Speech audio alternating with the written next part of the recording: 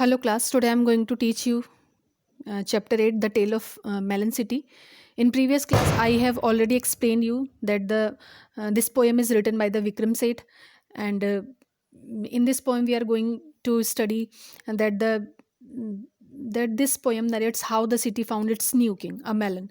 The story unfolds as their king ordered to have an arch built which turned out to be too low. It hits the king head, resulting in the falling of his crown.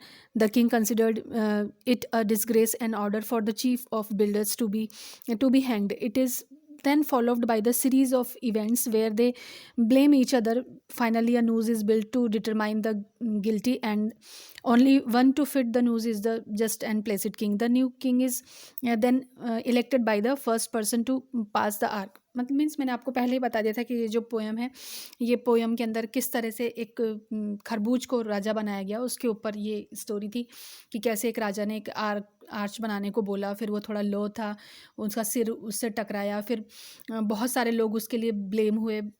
ये मैंने आपको कल ही explain कर दिया था कि कैसे बारी बारी सब लोगों ने अपना अपना अपराध मानने से इनकार कर दिया, और लास्ट में ये होता है कि जो आर्किटेक्ट होता है वो बोलता है कि ये गलती राजा की थी क्योंकि राजा ने उसके अंदर स्लाइटेस्ट चेंज कर दिए थे। फिर राजा ये ऑर्डर देता है कि नहीं, किसी एक बुद्धिमान व्यक्ति को बुला कर लाओ जो इस चीज़ का डिसीजन देगा। So now come to the today's class. In the part 2, let's start the explanation. They found the wisest man, but he had to be carried to the royal court for he was so old that he could neither walk nor see properly. With his age came his wisdom. He finally spoke in his extremely shaky voice that the one of the fault must be executed, and it is the arch that struck off the king's crown. Thus the arch must be hanged. अब क्या होता है कि एक बुजुर्ग व्यक्ति को लाया जाता है, वो इतना बुजुर्ग होता है कि ना तो वो चल सकता है, ना वो प्रॉपरली देख सकता है। उसकी उम्र और बुद्धिमानी ही उसको वहाँ तक जो रॉयल कोर्ट था वहाँ तक उसको लेकर आती है, और फाइनली वो अपना डिसीजन ये देता है कि अगर किसी की गलती है तो वो गलती उस आर्च की है, क्योंकि उस आर्च से राजा का जो था जो क्राउन टकरा के नीचे गिरा। तो अगर किसी को फांसी देनी है तो आप किसको दोगे फांसी? उस आर्च को दे दो।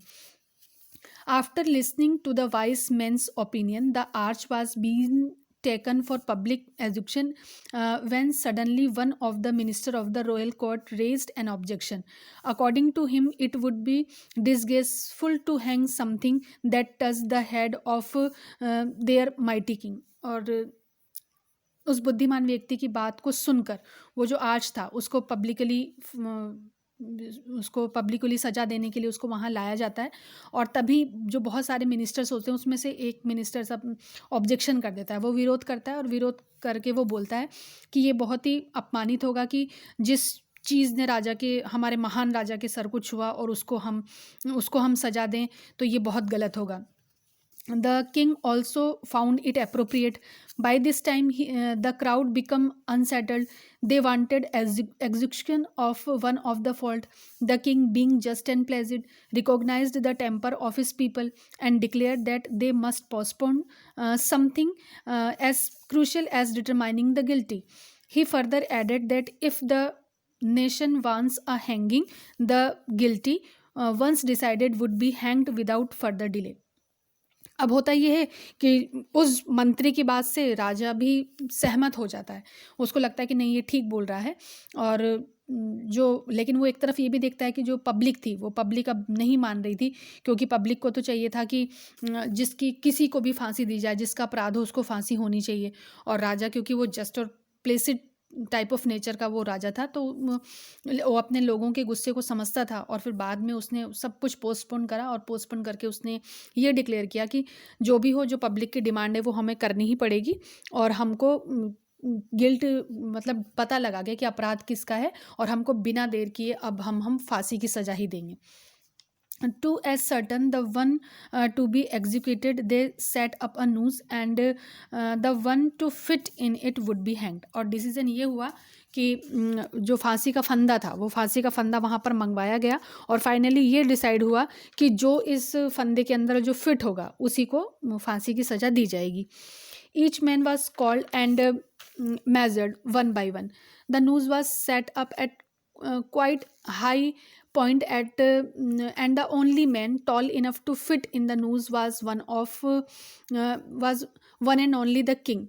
Finally they had found someone to be executed and their king was hanged by the official force of law. अब देखिए अब क्या होता है कि एक एक करके जितने भी लोग होते हैं उन लोगों को वहाँ पर लाया जाता है और उस फंदे के अंदर वो लोग सब लोग नपते हैं लेकिन किसी को फिट नहीं होता और वो बहुत थोड़ा ऊंचाई पे लगा हुआ था और वो केवल टॉल व्यक्ति को ही वो फिट होता और जिस टॉल व्यक्ति को वो फिट हुआ वो केवल है ना केवल जो राजा थे केवल राजा को वो फिट हुआ और फाइनली फिर वो राजा को ही मतलब एक ऑफिशियल फोर्स ऑफ लॉ मतलब कानून के तहत राजा को फिर उन्होंने फांसी दे दी. So what happened in the next?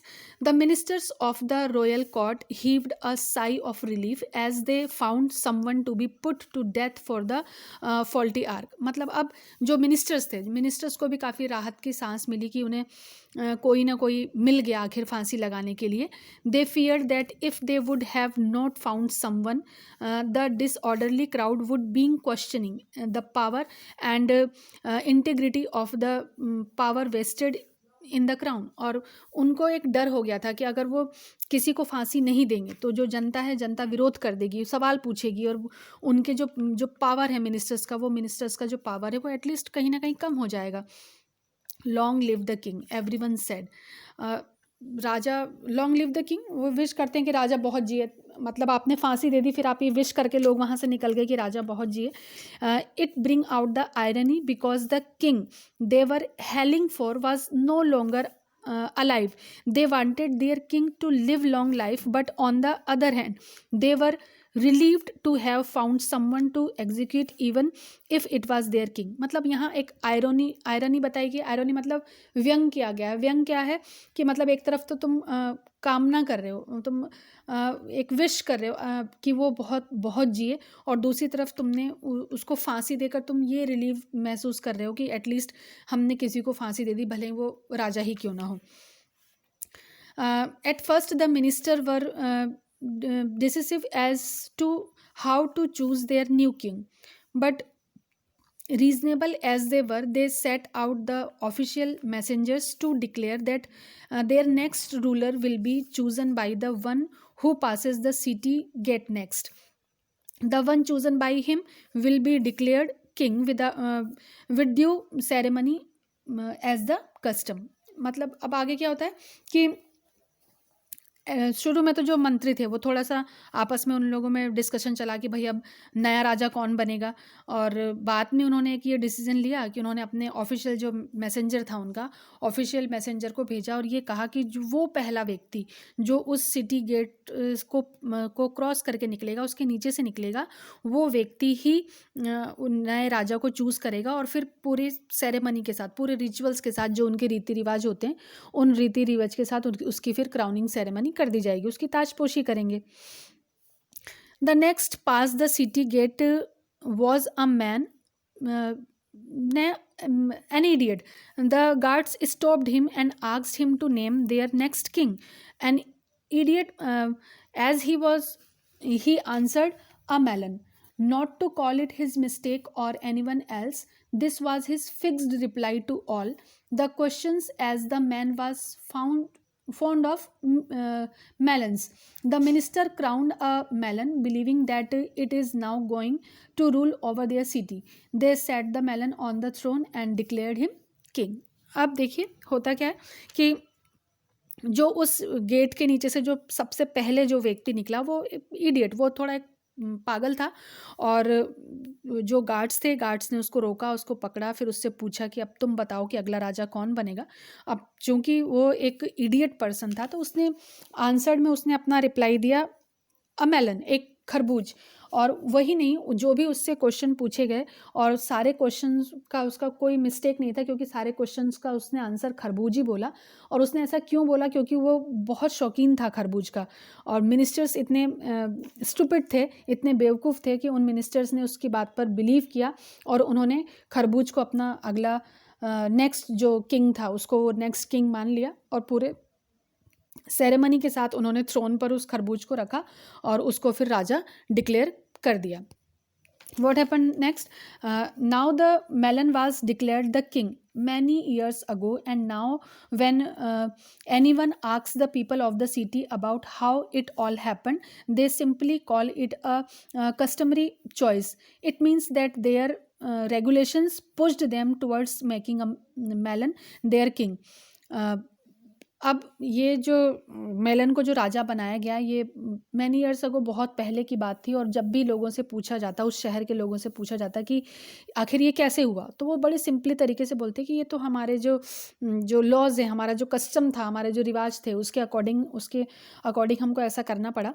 मतलब अपने रिवाज according to their customs forcefully, और उनका जो रिवाज जो उनको पुश करता था, और उसके चलते उन्होंने उसको अपना राजा बना लिया. But now they are more than happy with their king being a melon, because the people live in peace and enjoy freedom. They are flourishing with no interference by their king. मतलब लेकिन अब जो situation थी, वो situation क्या थी कि एक खरबूज को राजा बनाकर भी वहाँ की जो जनता थी बड़े शांति से और बड़े आज़ादी से रह रही थी, क्योंकि वो सब लोग बड़े हंसी खुशी वो लोग पनप रहे थे, फल फूल रहे थे, क्योंकि उनके जो राजा था, उनका जस्ट और प्लेसिड जो उनका राजा था, वो राजा का कहीं इंटरफेरेंस नहीं था. एक खरबूज था, वो खरबूज अपने क्या डिसीजन देगा, तो लोग अपनी अपनी चॉइस की लाइफ लोग वहाँ पर जीते थे. So this was the poem. I hope आप लोगों को समझ में आई होगी ये poem. Now come to the poetic device. मतलब क्या पोएम के अंदर जो विशेष चीज़ क्या है जो इसको अट्रैक्टिव बनाती है. The tale of melon city is a narrative poem. It is an ancient tale told in verse. The whole poem runs in rhyming couplets.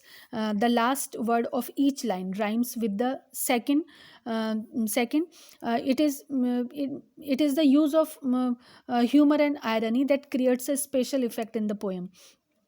Means होता ये है कि ये जो पोएम है, ये नरेटिव पोएम है, बड़े विस्तृत तरीके से इसको लिखा गया है, और एक it is an ancient tale, और ये बहुत पुरानी जो कहानी है जिसको एक कविता के रूप में लिख दिया गया, और जो पूरी पोएम है वो राइमिंग कपलेट्स है, वो कपलेट्स के अंदर लिखी गई है. कपलेट्स का मैंने इससे पहले भी आपको, जब मैंने पोएम्स पढ़ाई है तो मैंने आपको बताया है कि राइमिंग क्या होता है, कपलेट्स क्या होती है, लेकिन फिर भी मैं आपको एक बार एक्सप्लेन कर देती हूँ कि the last word of each line, हर एक लाइन का जो आखिरी वाला वर्ड होगा राइम्स विद द सेकंड. मतलब अभी जैसे ये पेज ओपन है, आप यहाँ इस पेज को देखिए, जैसे लास्ट के अंदर अगर कोई वर्ड है choice, then next word is rejoice. मतलब राइम दोनों का साउंड सेम आता है. ओके, से, ही, लिबर्टी, लास्ट वर्ड मतलब पहली लाइन का लास्ट वर्ड और दूसरी लाइन का लास्ट वर्ड वो सिमिलर साउंड करेगा. तो ये जो पूरी पोएम है इसी तरीके से ये पूरा इसका राइमिंग कपलेट्स चले हैं. और सबसे जो इफ़ेक्टिव चीज़ इस पोएम के अंदर है वो क्या है कि इसके अंदर ह्यूमर और आयरनी का, मतलब काफ़ी ज़्यादा व्यंग्य है, हास्य है, तो उसका यूज़ इस पोएम के अंदर किया है, जो कि इस पोएम को एक स्पेशल इफेक्ट देता है. The poem introduces us to a just and placid king. Both the adjective are ironical. The irony is that the king is neither of two. और एक एग्जाम्पल मैं आपको यहाँ आयरनी का दे रही हूँ. एक मैंने अभी आपको पोएम के बीच में एक्सप्लेन किया था, जब वो एक लाइन आई थी लॉन्ग लिव द किंग, और वो एक आयरनी थी जहाँ पर the king they were hailing for was no longer alive. मतलब वो एक तरफ तो उसके लिए विश करते हैं कि वो खूब जिए, और दूसरी तरफ उसको वो फांसी में लटका देते हैं. तो एक तो ये आपका आयरनी का एग्जाम्पल था, और दूसरा एग्जाम्पल हमने स्टार्टिंग में इंट्रोड्यूस, राजा को जो इंट्रोड्यूस किया गया वो जस्ट एंड प्लेसिड किंग बोल के किया गया, लेकिन आयरनी इसके अंदर ये थी कि वो जो राजा था, राजा इन दोनों ही क्वालिटी को नहीं रखता था. So these are the poetic devices which creates an special effect in the poem. This is the explanation of your whole poem. If you have any problem in explanation, you can ask me. Try to solve the question of the concerned poem, which was given below in this page. Till then, goodbye.